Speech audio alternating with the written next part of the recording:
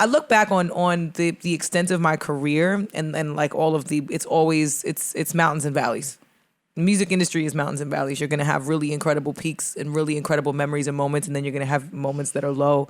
And I think when you're especially with social media, like you said, a lot of people don't advertise. They don't advertise the lows. But I also think that's because I think it has less to do with it being embarrassing and more to do with you don't want to have to engage about it all the time. Right. And with social media, it's like any lows that we may experience or anything that you share is inviting a conversation, right? Even a celebratory moment. Yeah. So by posting something about, being homeless or about struggling to pay bills, like, I mean, I got my lights cut off like 6 years ago. I had like a $1,300 like light bill that I could not pay. Damn, Con Ed. You know what I'm saying? LADWP.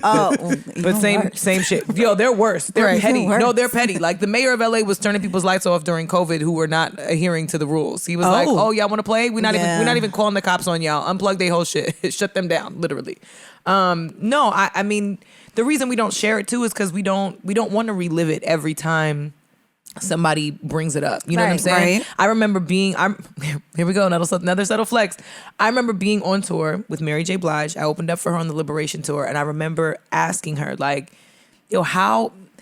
she's like, how do you feel after every show? Like, do you feel exhausted having to relive all these moments and these emotions from That's a good in the a songs. dark and trying time? And they are songs that have literally saved women's lives. Like, they have saved women's lives. And my Life album has saved women's lives, period. So, I mean, other albums, of course, too. But I think that one in particular really has shaped a generation of women that really were trying really hard to love themselves for who they were, no matter where they came from, no matter what relationship situation they might have survived and gotten out of.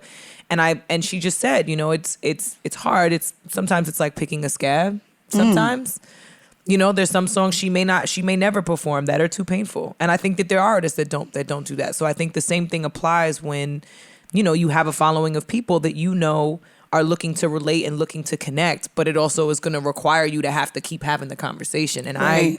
I wouldn't share all the stuff all the lows, because when you share all the lows, it's like, number one, people ridicule you for them. They sure do. They think that you're complaining. You have so much to be grateful for. And it's like, don't all lives matter me. That's what that feels like.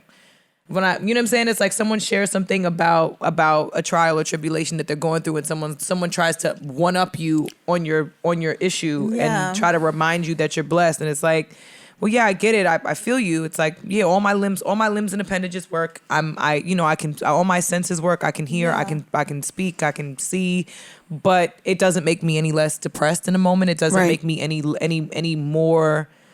It doesn't make me any better than someone who may have a different disadvantage. I think if nothing else, 2021 is going to be for me the year of allowance and acceptance of the things that I'm presently existing in, and nothing else matters. Nothing else is going to weigh more than that moment, than the moment that we're in. Amen. So what would you say to your 2021 self? I mean, 10 years ago, I never thought I was going to move back to New York. I was like, leaving New York forever. Love y'all. Getting the fuck out of here. See you later. Because in my mind, I was like, no, I'm going to live in the Hollywood Hills. I'm going to have a caftan on. I'm going to be sipping wine,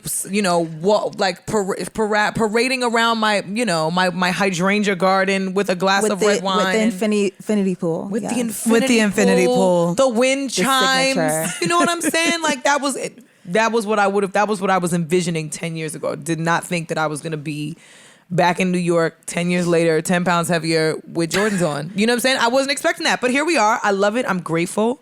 But I do think that 10 pounds went to that ass. It sure did. That ass said nice. It did. Thank you. sorry, Bridget.